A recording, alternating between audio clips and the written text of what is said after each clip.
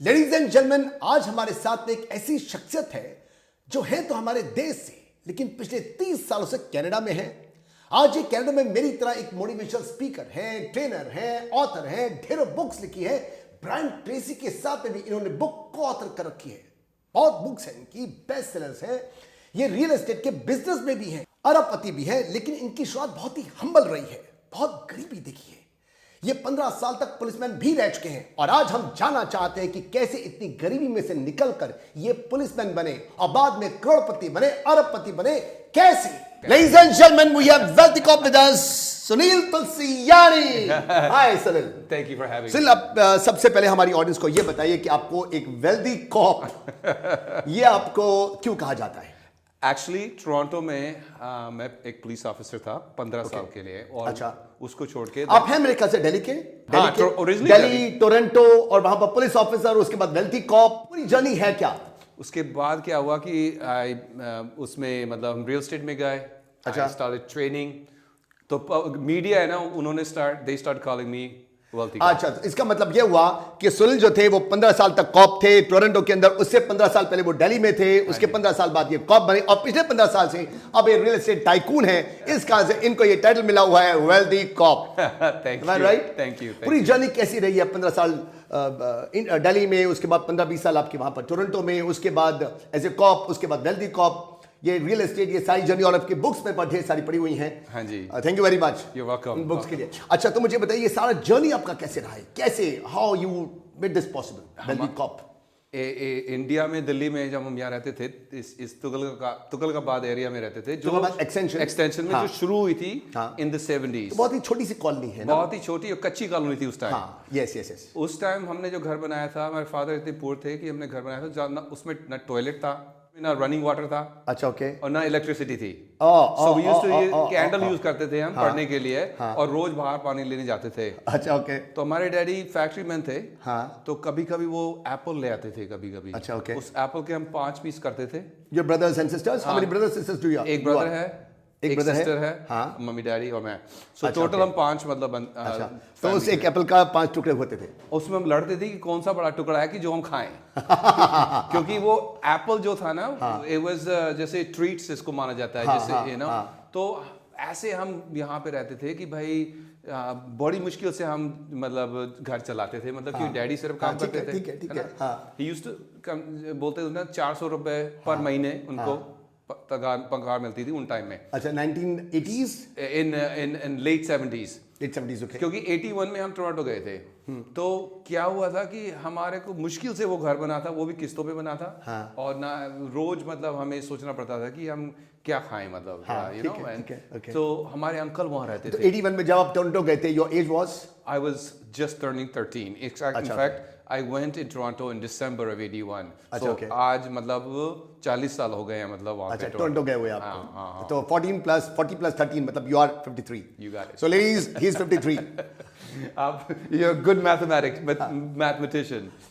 तो टोरंटो में गए तो हमारा ये होता था कि बेटा आप स्कूल जाओ, पढ़ो, पढ़े बढ़ के अच्छे ग्रेड लाओ, और ग्रेड अच्छी लाओगे तो कोई अच्छा से काम कर लो।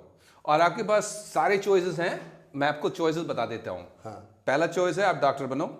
दूसरा चॉइस है आप इंजीनियर बन जाओ। तीसरा चॉइस है कोई गवर्नमेंट जॉब ले लो। बस इसके बाद कोई और चॉइस है ही नहीं। वो हमारे इंडिया में ऐसे ही था, ऐसे ही है, आज तक यही है। तो मेरा प्रॉब्लम क्या था कि स्कूल में हमारे अच्छे मार्क्स आते नहीं थे। अच्छा, मुश्किल से कुछ स्टोरी हमारी भी कॉमन है। तो पर उस टाइम कोई हाथ नहीं मिलाता था इस बात में। उस टाइम क्या होता था, दिल्ली में पिटाई होती थी बहुत टीचरों से, उल्टा हाथ करके, उल्टा सीधा कहीं पे भी, बिल्कुल। और कनाडा में तो किसी को पता नहीं है कि मुर्गा का मतलब क्या होता है। पर यहाँ पे कॉमन चीज है कि मुर्गा बन जाओ, और फिर पिटाई होती थी। तो स्कूल को स्किप करना, टीचर्स का नहीं सुनना या होमवर्क ठीक से नहीं करना, ये हमारा कॉमन थिंग था। हाँ, ठीक है। तो जब हम घर आते थे तो डैडी बोलते थे, बेटा क्या कर रहे हो, तुम्हारे मार्क्स अच्छे नहीं है, तुम कुछ कर नहीं पाओगे, ना कोई तुम्हें जॉब देगा, तुम ऐसा करो, अपने इसकी बेटे को देखो, इसका बेटा फर्स्ट क्लास आता है, वो डॉक्टर, वो इंजीनियर, वो देखो क्या बन गया, और तुम देखो तुम लोग कहाँ पर हो, तुम्हें जरूर मैं रिक्शा आके दूंगा।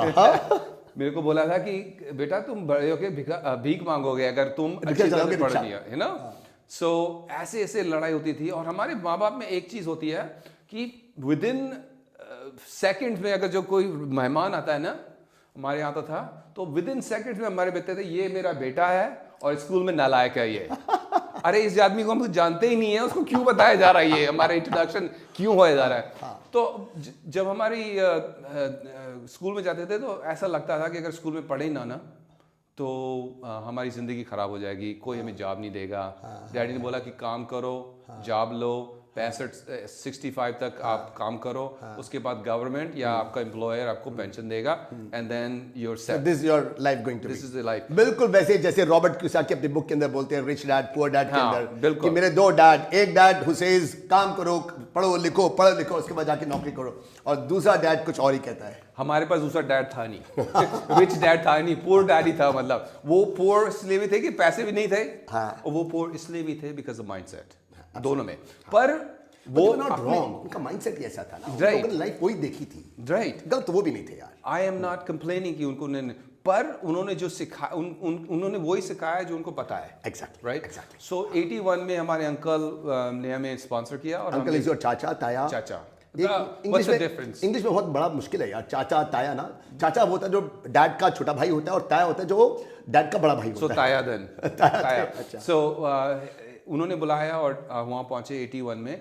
तो मुझे बताया गया था कि कनाडा में ना जो सड़कें होती हैं वो गोल्ड की बनी होती हैं। ये यहाँ पर इंडिया में चलने से पहले चलने से बताया हुआ, ठीक है, कि streets are made of gold. हाँ, मैंने कहा ये तो बहुत अच्छी बात है। और मैं सपने देखता था कि जब मैं टोरंटो पहुंचूंगा, एक चिजल और एक हैमर, लेकिन रात को 12 बजे जाके मैं थोड़ा सा निकालूंगा, किसी को क्या पता चलेगा, लाइफ सेट है, किसी को क्या पता चलेगा, रोज कहीं नहीं जाके अलग अलग जगह जाके कोई गोल्ड। जब वहां पहुंचे तो देखा वहां पे भी वैसी स्ट्रीट्स हैं, हालांकि वो स्मूथ स्ट्रीट्स हैं, थोड़ी सी स्मूथर है। यहाँ पर गड्ढे थे, पेट्रोल से वहां पर नहीं है, वहां पे ऐसा था। पर जब वहां पहुंचे तो देखा कि वहां पे जो इंडियंस पहुंचे हैं ना, उनका भी अपना इलाका होता है, एक गरीब इलाका होता है, और कैनेडियन अमीर का भी अमीर इलाका होता है। तो हम जाके अपार्टमेंट्स में रहे जहाँ पे मतलब कम सस्ते में मिलता है। तो माँ बाप का यही था कि बेटा सस्ते में करो, सेव करो और सेव करो। आपका मोटो है save money, save money, save money. हमारा क्या होता था, फॉर टुमारो। आज करोगे व्हाट आर वी टुडे, जो हमने कल किया था उसके अंग से आज है। आज करोगे, सेविंग करोगे तो कल बनेगा। हाँ, तो उनका यही था कि जॉब करो, सेविंग करो, जॉब करो, सेविंग करो। और उनका ये भी कहना था कि चादर पैर उतने फैलाओ जितनी चादर बड़ी है, या ज्यादा ऊपर उड़ो नहीं, क्योंकि जितना ऊंचे ऊपर उड़ोगे ना एक दिन बूम नीचे गिरोगे। तो जब हम कनाडा पहुंचे तो मम्मी डैडी क्या करते थे कि वो ग्रोसरी स्टोर भी जाते थे। तो ग्रोसरी स्टोर अच्छा था बहुत, पर पीछे एक कोना था जो बहुत अच्छा नहीं था। अच्छा नहीं था मतलब सस्ता था? सस्ता था। अच्छा। उसमें 2-3 दिन पुरानी सब्जियां, फ्रूट्स। तो वहां पर जाके सस्ता लेना, क्योंकि एक माइंडसेट था कि हमको सस्ता करना है, हमको पैसा बचाना है। हाँ, तो this is what your background is. मतलब इस ढंग से आप उठे हो, कहाँ से आए हो आप, कि यहाँ पर किस ढंग से आप लोग 5 के 5 जने जो थे एक सेब को काटा करते थे, वो भी दिन आपने देखे हैं, और एक टाइनी से रूम के अंदर रहा करते थे। आपने बताया भी था कि एक बेड को 5 जने शेयर किया करते थे। एक बेड पे हम सोते थे। हाँ। और एक बेड पे हम सब 5 ऐसे नहीं सो सकते थे। हाँ। कभी कभी हमको 1-2 को तो ऐसे साइड में सोना पड़ता था। हाँ। फिर बीच में भाई को हाथ करना था, चलो तू उस तरफ मुड़ जा, मैं भी फिर ठीक से सोचा हूँ। तो जब हम कनाडा पहुंचे ना, हाँ। हमें एक अपना बेड दिया गया। हाँ।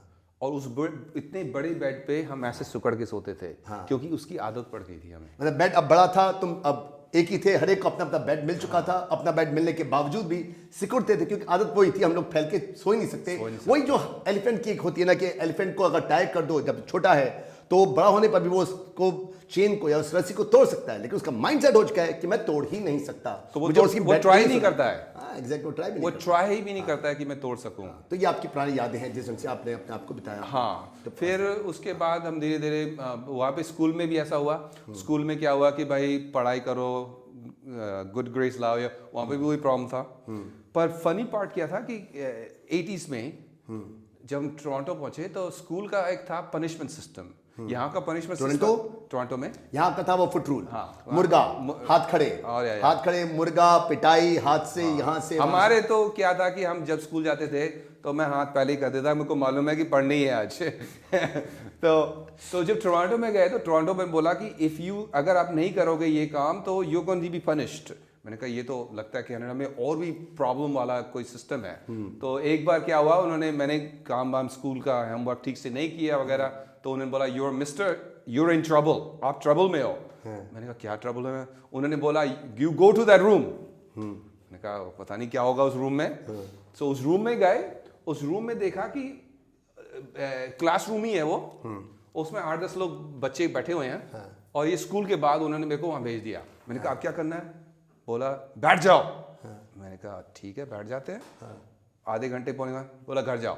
मैंने कहा ये पनिशमेंट है?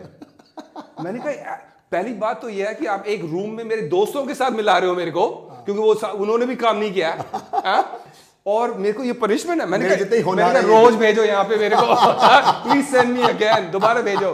तो मेरे दोस्त वहां बने थे, ओके, वहां बैठ के हम कार्ड्स खेल रहे हैं, वहां पे हम एक दूसरे से बातें कर रहे हैं। तो पनिशमेंट उनका ये हुआ। फिर उनका नेक्स्ट लेवल पनिशमेंट क्या है कि एक पिंक स्लिप देंगे आपको।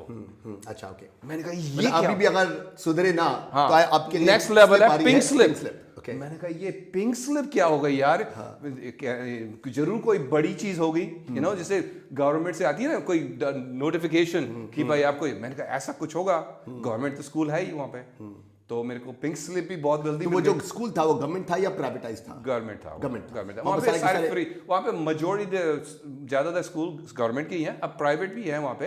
अच्छा। पर बहुत अच्छे स्कूल हैं, even government schools are good. Okay. तो उन्होंने मेरे को कुछ दिनों में मेरे को पता, क्योंकि मैं शरारती था, तो उन्होंने बोला बेटा पिंक स्लिप आपको मिल रही है आज। और मेरे को मालूम नहीं है कि पिंक स्लिप क्या है। सारा दिन मैं बैठा सोच रहा पिंक स्लिप होती क्या है, क्या होगा। वो कह रहा है एंड में पता चलेगा आपको। अब पता लगता है। स्कूल खत्म हुई, कर लो मस्ती, जितनी मस्ती करनी है। एक पिंक स्लिप दी उन्होंने मेरे को, बोला ले जाओ अपने डैडी को दो और उसको साइन करा के वापस ले आओ। मैंने कहा एंड? कहते दैट्स इट। मैंने कहा दिल में, मैंने कहा ये क्या पनिशमेंट है? मैं घर गया, मैंने कहा डैडी ये यहाँ पे कोई सिस्टम है, आप इसकी साइन कर दो। डैडी ने बड़ा कुछ नहीं ऐसे साइन कर दिया। मैंने कहा वापस आ, मैंने कहा हियर यू गो। कहती सीन डिड यू, उस टीचर बोला तो आपने कुछ सीखा कि नहीं सीखा? मैंने कहा हाँ मैं बहुत सीख गया, बहुत अच्छी तरह सीख गया, थैंक यू, दोबारा नहीं करना।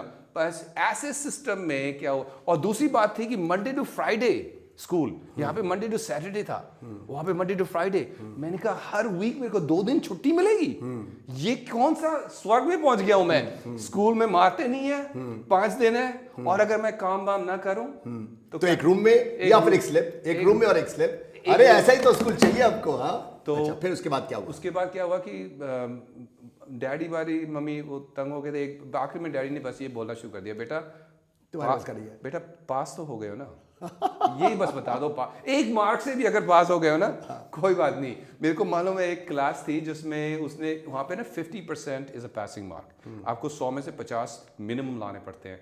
उस टीचर ने मेरे को 49% दिए। मैं उससे जाके बोला प्लीज 1 मार्क दे दो, प्लीज मेरे को 1 मार्क दे दो, क्योंकि मेरे को 1 मार्क के लिए डैडी को समझाना पड़ेगा। तो उसने मेरे को एक नहीं 2 मार्क दे दिए, 51 कर दिया। तो घर आया, डैडी ने बोला पास हुए? मैंने कहा हाँ दैट्स गुड इनफ, क्योंकि डैडी का वो होप निकल गया था कि ये कोई डॉक्टर या इंजीनियर। क्या बोलते थे, बेटा जाके साइंस पढ़ो। अरे साइंस में दिल नहीं कर रहा है, बेटा ये पढ़ो। और वहाँ पहुंचे तो इंग्लिश नहीं आती थी। अच्छा हाँ, ये भी एक मुश्किल थी। बहुत बड़ी। कैसे किया, कॉप अप कैसे किया? सो क्लास में बुक्स भी सारी इंग्लिश की होंगी, कॉन्वर्सेशन सारी है, लिसनिंग सारी इंग्लिश की है, टीचिंग या लिसनिंग है, टीचिंग है, बुक सब कुछ। हिंदी का तो मतलब भी कोई नहीं, देयर वाज नोबडी। उन दिनों तो वो भी अकोमोडेशन भी नहीं था। और इंडियंस तो कैसे किया फिर?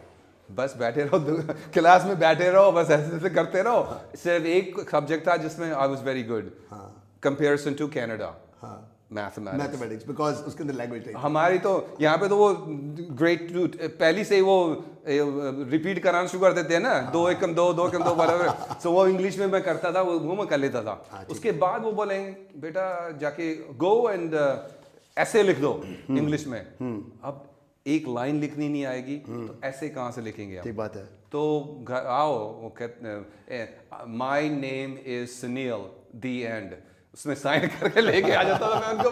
उन्होंने बोला no you have to write like कम से कम 500 वर्ड्स होने चाहिए। मैंने कहा 500 वर्ड रिपीट कर देते होगे। मैंने कहा भाई लिखूंगा क्या भाई।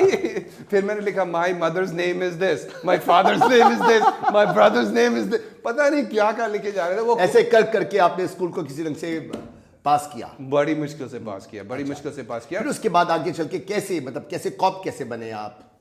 तो क्या हुआ कि ग्रेड 8 वहाँ पे बहुत इम्पोर्टेंट ग्रेड होता है उस, क्योंकि वो डिसाइड करता है कि आप ग्रेड 9 हाई स्कूल में जाओगे और जाओगे तो कौन से में जाओगे। और एक तो होता है रेगुलर हाई स्कूल और एक होता है बेसिक। बेसिक मतलब है जो कम दिमाग लोगों के लिए होता है, जो पढ़ाई में अच्छे नहीं हैं। तो ग्रेड 8 में मेरे टीचर ने बोला कि आपका सेक्शंस का फर्क था कि या पूरे स्कूल का ही फर्क था? पूरा स्कूल जो बहुत होनार, एक तो होनार है और एक बहुत होनार है। जो बहुत होनार है उनको इस वाले स्कूल के अंदर, एक बहुत होनार है उनका अलग है। अच्छा। फिर जो रेगुलर वाले हैं, फिर जो वो उससे भी कम वाले हैं उसको मतलब वहाँ भेजते हैं। तो मेरे को मालूम नहीं था। तो उन्होंने कहा you should go to the school.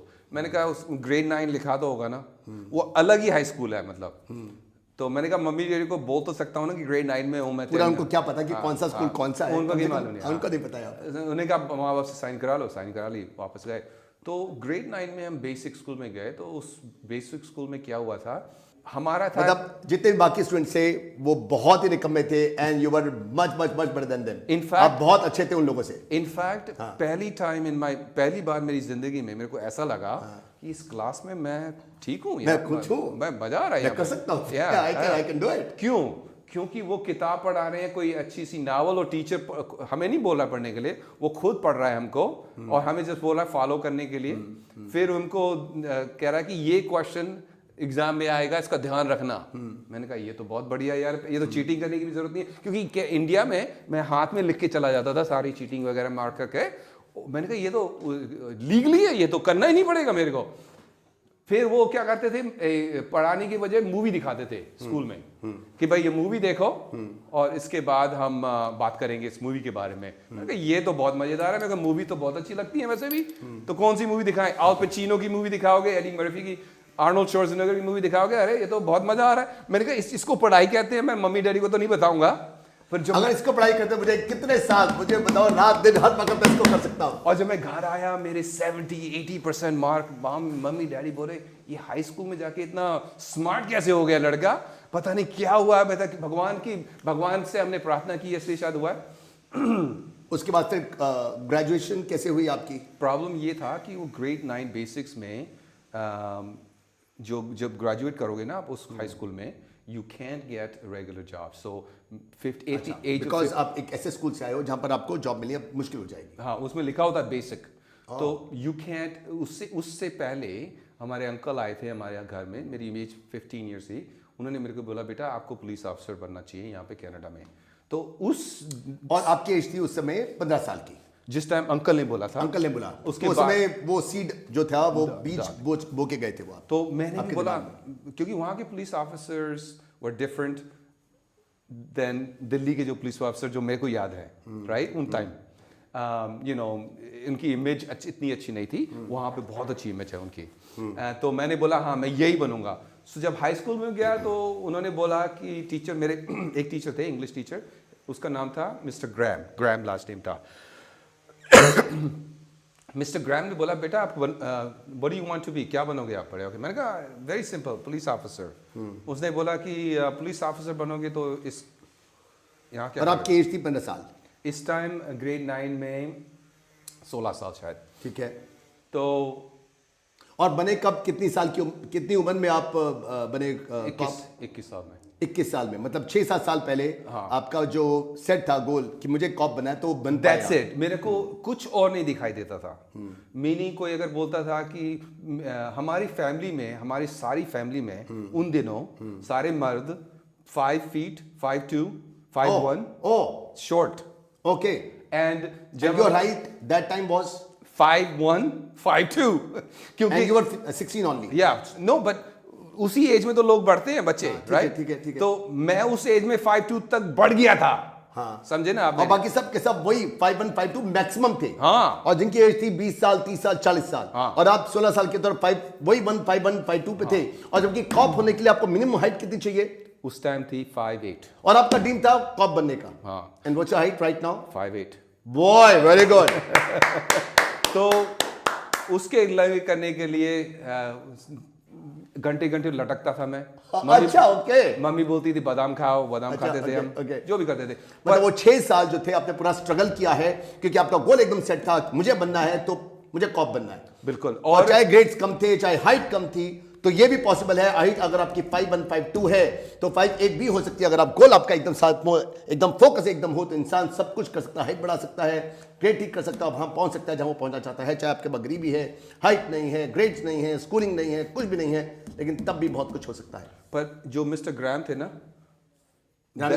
कौन? मेरे जो इंग्लिश टीचर थे वो, जो ग्रेड 9 में, उन्होंने मेरी जिंदगी चेंज की है। क्योंकि उन्होंने बोला बेटा what do you want to do? मैंने कहा I want to be police officer. तो उन्होंने पहली बार बताया कि अगर आपको पुलिस ऑफिसर बनना है, इस स्कूल में आप हो नहीं सकते हो, स्कूल से आपको रेगुलर स्कूल में जाना पड़ेगा। तो मैंने उस टीचर को बोला मिस्टर ग्राम आप समझ नहीं रहे हो, ये मेरी ज़िंदगी का बेस्ट स्कूल है, मेरे दोस्त यहाँ पे रहते हैं, मेरे फ्रेंड्स हैं यहाँ पे, मुझे लग रहा है कि मैं स्मार्ट हूँ यहाँ पे, मैं कहीं और नहीं जाना चाहता। मिस्टर ग्राम ने बोला कि आपके पास 2 चॉइस है, या तो वो सपना छोड़ दो पुलिस ऑफिसर का, अच्छा, या तो आप यहाँ रहो। क्योंकि उसमें आप देखो क्वालिफिकेशन जस्ट टू अप्लाई, 5000 लोग एक पोजीशन के लिए अप्लाई करते हैं पुलिस में उन दोज डेज। और उसमें मिनिमम रिक्वायरमेंट है कि रेगुलर स्कूल तो जाना ही चाहिए आपको।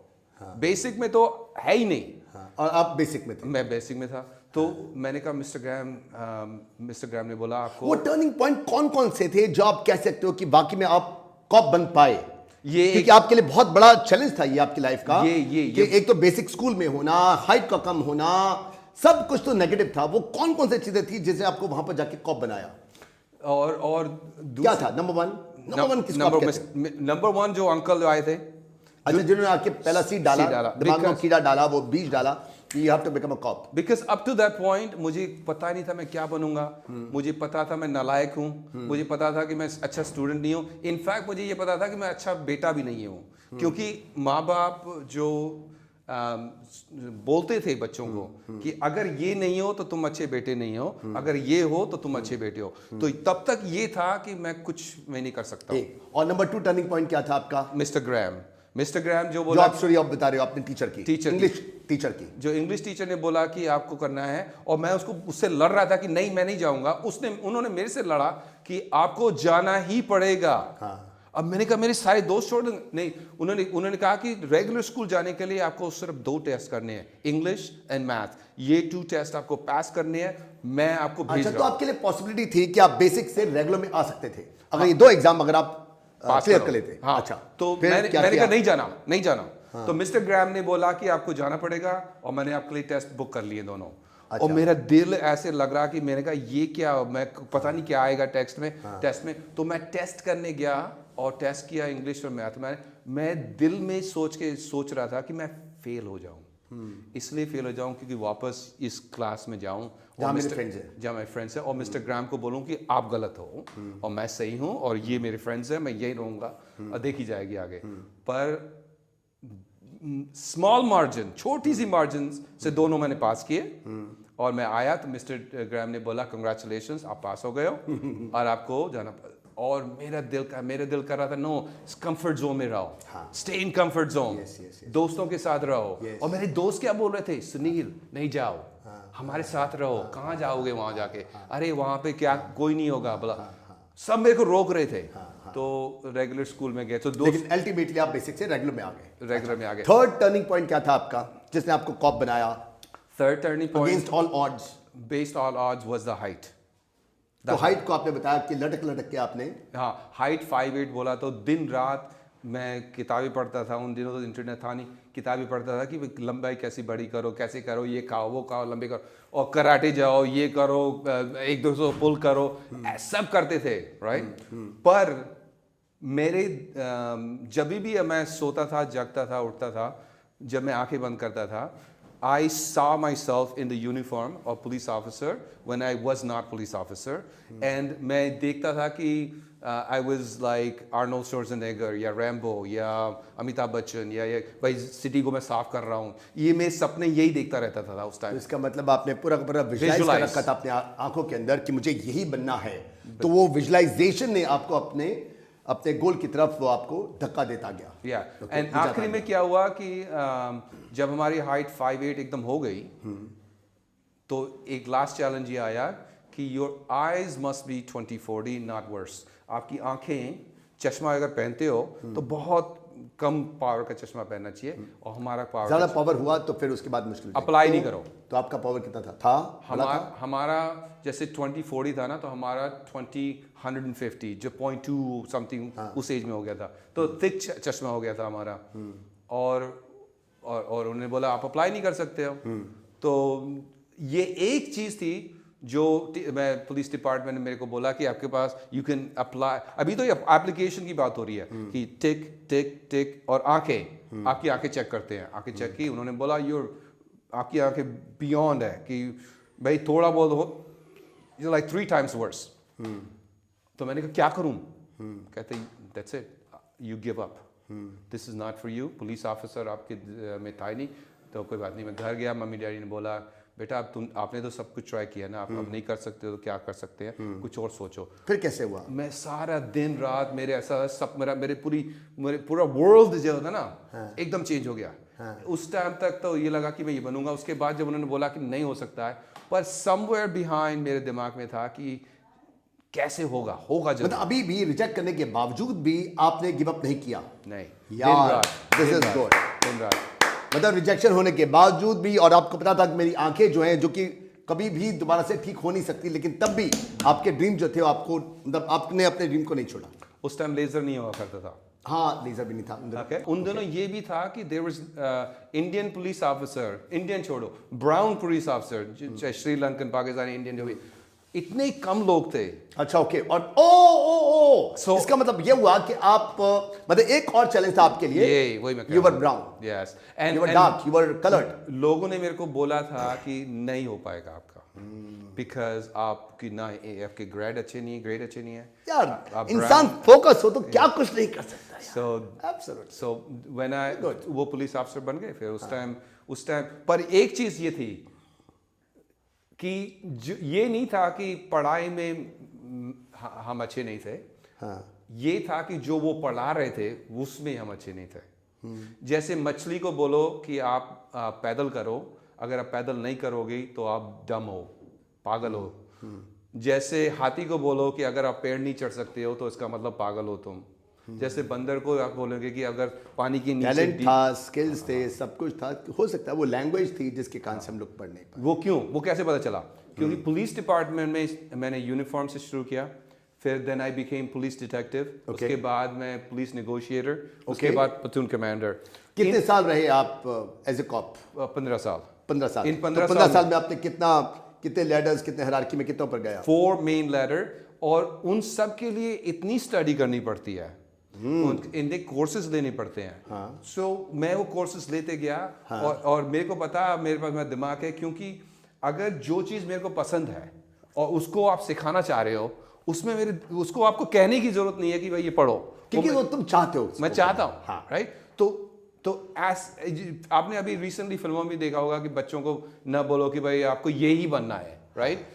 अगर जैसे आमिर खान की मूवी है 3 Idiots, very good, go for calling, my calling, जो बनना चाहते हो. अगर आप वाइल्ड लाइफ फोटोग्राफर बनना चाहते हो, वाइल्ड लाइफ फोटोग्राफर ही बनो, जो तुम चाहते हो वो बनो.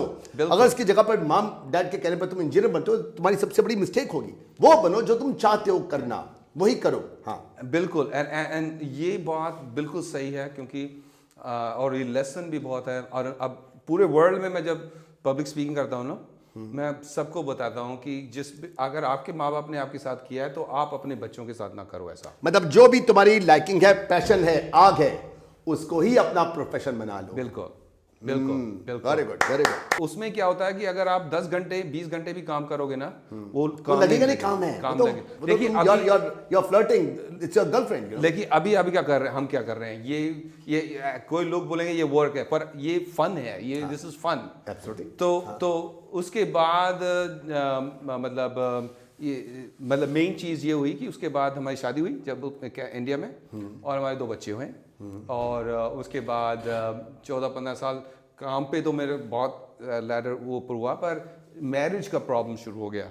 मैरिज का प्रॉब्लम ये हुआ कि भाई आप टाइम नहीं देते हो, और अब जब आते हो। अच्छा, आपकी वाइफ की तरफ से ये कंप्लेंट आनी शुरू हो गई कि आप अपने कॉप के जो आपका काम है उस काम के कारण से आप मुझे टाइम नहीं दे पा रहे। ये कंप्लेंट थी आपकी वाइफ की आपसे। यस, और जब आप आते भी हो घर में तो आप वहाँ असल में हो नहीं घर में, आपका दिमाग कहीं और है। और सही भी है कि कई केसेस ऐसे होते हैं जो आप, ऐसा नहीं है कि 5 बजे चलो ठीक है अभी बंद कर देते हैं, कल शुरू करने की सोचना, ऐसा नहीं होता है उसमें। उसको सॉल्व करके जाना है, मतलब उसको करके जाना है। अगर वो सॉल्व नहीं भी हुआ है ना, और आप घर आते हो तो वो दिमाग में चलता रहता है, उसका जो एसेंस है वो आपके दिमाग में चल रहा है, चले जा रहा है। हाँ, और कुछ लोग इसके लिए सोचते हैं, कुछ लोग मेरे को हमें वी वर ट्रेन नेचुरली कि ऐसा करना है आपको। तो उन्होंने बोला कि भाई आप टाइम भी फर्स्ट आते भी हो तो कभी टीवी देखना शुरू कर दिया, कभी ये कर दिया, कभी और कुछ करना कर दिया, हमारे साथ टाइम नहीं बिता रहे हो भाई। तो लड़ाई बहुत हुई। फिर उन्होंने बोला कि 15 साल, आप 15th ईयर में उन्होंने बोला, 14th-15th ईयर में उन्होंने बोला कि भाई, शादी के 14-15 साल के बाद क्या बोला कि we're having a divorce. Oh boy, yeah, we're just because तुम मुझे टाइम नहीं देते हो, या तो काम कर लो या फिर मुझे देख लो आप। Yes, divorce. And you had a divorce? No, we didn't get a divorce. You divorced your job? Yes, I fired my boss. Okay. You fired your boss. I fired my boss. तो मेरे को ये था कि अब काम छोड़ूं या family को छोड़ूं। So I chose family. Okay, so उसके बाद अब लगे कि मैं करूं क्या, क्योंकि कौन सा काम आता है सुनील को, पुलिस का, और कोई काम पूछो और वो बाहर चलता नहीं। अब मैं करूं क्या, और मेरा दिल भी उस पर खिंचने लगा है। अब किसी के पास क्या जाऊं, क्या करूं। फिर सोचा कि चलो ये काम करूं, नहीं यार तो बिजनेस को, अच्छा दुकान खोल लेता हूं, काफ़ी शॉप खोल लेते हैं, MLM कर लेते हैं, नेटवर्किंग मार्केटिंग कर लेते हैं, ये कर लेते हैं, वो कर लेते हैं, पता नहीं क्या क्या बिजनेस शोज में गए हम। फिर फाइनली एक दिन रॉबर्ट एलन, एक आदमी है जो अमेरिका से है, रियल एस्टेट गुरु, रॉबर्ट जी एलन ने एक ऐड वाली थी, उन्होंने, मैंने पढ़ा 2005 में, make money, invest in real estate, no money. मतलब रियल एस्टेट में कैसे इन्वेस्ट करो अगर आपके पास पैसा नहीं है। तो मैंने कहा ये क्या बकवास है, प्लस अगर आप पुलिस ऑफिसर हो ना, तो आपका दिमाग ये होता है कि ये तो बकवास है, ये कैसे हो सकता है, ये तो बेमतलब का आदमी बोल रहा है। तो वही कोर्स मैंने दोबारा देखा और उसके कोर्स में गया। हमने उसके लिए $5,000 2005 में इन्वेस्ट किए। तो वाइफ कहती है कि कमाने के बदले उल्टा अपने घर, एक तो काम हमने छोड़ दिया, ये तो काम नहीं है, ऊपर से वहां पर जाके और खर्चे कर रहे हो, 5,000 और खर्च कर रहे हो, और ये टाइम वेस्ट कर रहे हो। हमारे इंडिया में कहते हैं इसको कंगाली में आटा गीला। हाँ वही। तो और हमने जिंदगी में पहली बार उन दिनों $5,000 हमारे लिए बहुत बड़ी बात थी। ठीक है। और वो दे के आ गया किसी को। अच्छा, $5,000 इंडियन रुपीस में कितने हुए? 3 लाख? आज 3 लाख हो गए। 3 लाख, ओके, है ना। तो वापस आए तो उन्होंने बोला कि अच्छा देखते हैं क्या आप कमाते होगी। अब ये हुआ कि कोर्स लिया है तो उसका रिटर्न जरूर दिखाना है, नहीं तो प्रॉब्लम हो सकता है। ये भी एक चैलेंज था। घर में अगर पैसा खर्चा है तो अपनी मूंछ तो नीचे होनी नहीं चाहिए। तो क्या हुआ कि उस साल मैंने वो करके दिखाया जो मेरे को भी समझ में नहीं आता कि मैंने कैसे किया। एक तो ये कि पहले साल में हमने 77 प्रॉपर्टीज बाय एंड सेल्स की, मोस्टली विदाउट मनी। 2005 के अंदर 2005 आपने जो $5,000 लगाए थे, 3 लाख को तो सिर्फ इन्वेस्ट किए थे आपने उस कोर्स के लिए। और उसके बाद बिना किसी पैसे के आपने एक साल के अंदर 70-80 प्रॉपर्टीज कनाडा में, टोरंटो के अंदर बेची। 77 एग्जैक्टली 77। और क्योंकि ये कैसे? उस ट्रेनिंग के कारण से? सिर्फ उस ट्रेनिंग, क्योंकि उससे पहले ना कोई एक्सपीरियंस था, ना कोई माइंडसेट था, ना ही सोचा था कि रियल एस्टेट इज हमारी बिजनेस। और फिर क्या हुआ जब इतने सारे आपने प्रॉपर्टीज बेची? फिर आपके सामने एकदम विजन क्लियर हो गया, yes I can do it. उस टाइम जब पैसा आ गया ना ऐसा लगा कि आप दूसरे वर्ल्ड में रह रहे हो अब, क्योंकि पहले तो बताया गया था कि पैसा ज्यादा नहीं चाहिए तुम्हें, ना लेना चाहिए, ना आपको करना चाहिए, slow and study wins the race, धीरे धीरे चलो एक और यहाँ पर एकदम से ही खिड़कियों से, दरवाजों से, रोशनदान से, नलकों से पैसा आ रहा है। Very good way of saying it. तो उसमें ये हुआ कि वो सक्सेस आई, और सक्सेस में एक और चीज हुआ कि जितने भी हमारे दोस्त थे, हमारे फैमिली मेंबर्स थे, हमारे डैडी मम्मी सब जिनको भी देखो, सब जो वहां पर थे टोरंटो में ही थे, या जो बैक इंडिया में भी थे, यहाँ पर भी मेनली जो, क्योंकि यहाँ पे तो वो इंडिया में तो उन दिनों ज्यादा ऐसे कम्युनिकेशन नहीं था ना, और वीडियो कम्युनिकेशन वगैरह कुछ भी नहीं था। एक चिट्ठी थी, चिट्ठी थी जो यहाँ पहुंचने में 1 महीना लगाती थी, और यहाँ से वहां पहुंचने में 1 महीना लगाती थी, और एक फोन करने तो वाज वेरी एक्सपेंसिव, 1 मिनट 100 रुपए का। तो क्या हुआ कि वहां पे हमारी फैमिली अबाउट 30 कजिन फ्रेंड्स वगैरह 100 समझो लोग उस टाइम थे, तो सब I would say 99% of them सब ने मेरे को बोला डोंट डू इट, नहीं करो। पता है आप कितनी लकी हो कि आपको ये पुलिस का जॉब मिला है, पता है आप इंडियन होके आपको ये मिला है, पता है आप कोई पोजीशन में गए हो, आपका you are wrong, don't do it, you crazy, stupid, पागलपंती है, नहीं करो नहीं करो। और जब आपने 77 फ्लैट बेचे, पैसा आया, फिर वो सेम सबके एकदम टेप लग गई मुंह पर, फिर सब लोग ये कहने लगे Zipped. नहीं, कुछ लोग ऐसे बोलने लगे अरे हमें तो पता था हमें पता था कि you can do it, you can do it. हाँ ठीक है। सो रिजल्ट के बाद हुआ, तो ये करने के बाद वो हुआ जो मैंने जिंदगी में नहीं सोचा था, वो ये कि मैं एक शाय पर्सन, एक ऐसा आदमी था कि जो अगर 10-20 लोग बैठे हैं ना पीछे बैठ के चुप करके दूसरों की सुनता था, वो इतनी हिम्मत नहीं होती थी कि उठ के बातें करें या कुछ करें। और कोई अगर शादी वादी हो रही है, कोई बोलता है जाओ उठ के भाई 2 मिनट जाके कुछ अच्छा बोल दो, हाँ तो चुप, वो पानी पसीना अब 77 फ्लैट बेचने के बाद, 77 फ्लैट प्रॉपर्टीज, वो जो सक्सेस मिली उसके बाद, वो जो पैसा मिला उसके बाद, वो कॉन्फिडेंस अब कहाँ था? जो यहाँ था एकदम नीचे की तरफ था, वो कहाँ था अब बेचने के बाद, सक्सेस के बाद? स्पीकिंग कॉन्फिडेंस बिल्कुल नहीं था, सक्सेस कॉन्फिडेंस था। पर अच्छा, फिर कोई आफ्टर सेलिंग 77 फ्लैट्स, प्रॉपर्टीज, क्योंकि फ्लैट्स और मतलब प्रॉपर्टीज मतलब प्लॉट भी हैं, फ्लैट भी हैं, कोटीज भी हैं, फ्लोर्स भी हैं, सब कुछ है put together। तो उसमें क्या हुआ कि किसी ने आके बोला कि यार आपको रियल एस्टेट क्लब खोलनी चाहिए। मैंने कहा ये रियल एस्टेट क्लब होती क्या है यार, व्हाट इज दिस? तो उन्होंने बोला एक जगह है जब लोग मिलते हैं, सीखते हैं, एक दूसरे से नेटवर्क करते हैं। मैंने कहा नेटवर्क का मतलब क्या होता है? अरे उन्होंने बोला नेटवर्क मीनिंग यू ब्रांड, दोस्ती बनाओ। और ये साल था 2006। आपको फायर हुए कितने साल हो चुके थे अभी? हाँ, आपने जो कॉप की जो job, almost a year, about a year, this is within the year। अच्छा, 1 साल के अंदर अंदर आपको एक क्लब का, और मैं आपको ऑडियंस को बता दूं इस समय पिछले 15 साल से 16 हो गए अब हुए। अच्छा 16 साल हो चुके हैं, सुल जो है क्लब चला रहे हैं, और इस क्लब के अंदर ये ट्रेनिंग देते हैं, और उसके बाद वहां पर नेटवर्किंग होती है। जितने भी एजेंट्स हैं जिनको भी अपनी इन्वेस्टमेंट करनी है, या ज़्यादा पैसे इन्वेस्ट करने हैं, या जो प्रॉपर्टी डीलर्स हैं, या जो इन्वेस्टर्स हैं, जो प्लानर्स हैं, या जो प्रोमोटर्स हैं, सब के सब उस क्लब के अंदर आते हैं। और ये करीब 10 बार ही होता है, आपने बताया था 1 साल के अंदर, almost a month, once every month. और ये सारा क्लब है, और इस क्लब के मेंबर्स होते हैं। कितने members do you have? How much members do you have? Just over 500 members. Oh, 500 member हैं, और ये साल में 10 बार ही मिलते हैं, और ये सब के सब वहां पर जाके नेटवर्किंग करते हैं। और ये जो सीड डला था 2006 में आइडिया आया था आपके दिमाग में? मैं आई होप कि मेरे दिमाग में आया था, पर लोगों के दिमाग में आइडिया था मेरे लिए कि भाई आपको करना चाहिए। तो मैंने कहा कि इनको सिखाएगा कौन? तो उन्होंने बोला आप सिखाओगे। मैंने कहा मैं क्या सिखाऊंगा, आई कैन स्पीक, क्या मतलब है, मैं ट्रेन कर नहीं सकता। उन्होंने बोला नो आपको करना चाहिए। तो इतनी बार लोगों ने बोला, उन्होंने पैसे कमाए मेरे साथ वगैरह, उन्होंने बोला आपको कर। फाइनली मेरे को एक दिन गुस्सा आ गया, मैंने कहा चलो यार खोल लेते हैं, will open a club, you know, but I want it private. उन्होंने बोला कहोगे इस क्लब का नाम क्या होगा? मैंने कहा क्लब है, प्राइवेट होनी चाहिए, we'll call it private investment club। मैंने कहा, लोगों ने बोला वाह क्या तो नाम, I just came to me, right? तो एक प्राइवेट इन्वेस्टमेंट खोली, और पहली दफा जब मैं स्टेज पे गया ना, तो मुझे इतना डर लगा, इतना ऐसा डर लगा कि मुझे लगा कि ये लोग मतलब whip me but don't send me to the stage। मैंने कहा मैं ऑडियंस में बैठा रहूंगा, पर स्टेज पे नहीं भेजो मेरे को, चाबुक मार लो, whip me। मुझे स्टेज पर मत भेजना। तो मैं स्टेज पे गया और उस दिन मेरे को पता चला कि I am a public speaker. Okay, you spoke very well. लोगों ने बताया कि वो लोगों ने वाह कौन सा कोर्स स्पीकिंग कोर्स लिया। मैंने कहा इट्स माय फर्स्ट टाइम, मेरा पहला टाइम है, मैंने कोई कोर्स नहीं लिया। और मैंने किया क्या, मैंने स्टेज पे जाके दिल से जो मेरे दिल में आया वो मैंने बोला। मैंने कहा आपको सीखना है कैसे करना है ना, मैं आपको एक एग्जांपल देता हूँ कि मैंने कैसे प्रॉपर्टी, लोगों ने बताओ।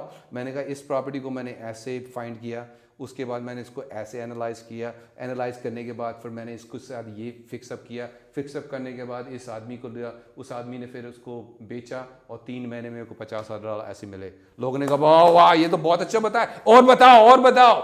सो मैंने कहा ये तो लोग बहुत अच्छे, तो मैंने दूसरा बताया, तीसरा बताया। Because it was coming straight from the horse's mouth. Yes. आपके मतलब that was your experience. Yes. अपने एक्सपीरियंस को आपने शेयर किया। तो सिंपल, अगर आपको एक अच्छा पब्लिक स्पीकर बनना है तो अपने एक्सपीरियंस को शेयर करो, जो ट्रूली आपके साथ में हो के चुका है उसी को सामने अपनी ऑडियंस के रख दो। That is what you did. That's it. इसके लिए कोई पब्लिक स्पीकिंग की जरूरत नहीं है, दिल से आएगा, सच बोलोगे, सही बोलोगे, और बहुत ही मोटिवेशनल होगा, कन्विंसिंग होगा, लोगों को मजा आएगा दिल से। वो सिंपल सा लॉजिक है।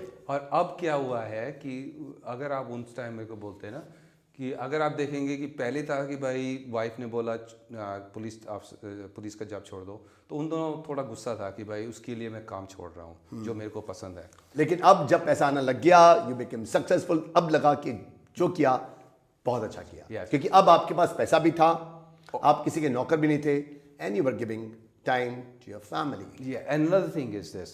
Another thing ये थी कि जो चीज़ मैंने सोचा था कि मैं कर नहीं सकता हूँ, like public speaking, you know that, या writing books, क्योंकि जब मैं पढ़ रहा था तो लोग बोलते थे अरे यार आपकी स्पेलिंग खराब है, you can't write, you can't do this and that। तो अगर 15 साल 16 साल पहले आप मेरे को बोलते ना सुनील आप you will become 7 times best selling author, you will speak on stages with Tony Robbins, Robin Sharma, Grant Cardone, Robert Kiyosaki and Brian Tracy वगैरह, I would say you're crazy, ये हो ही नहीं सकता।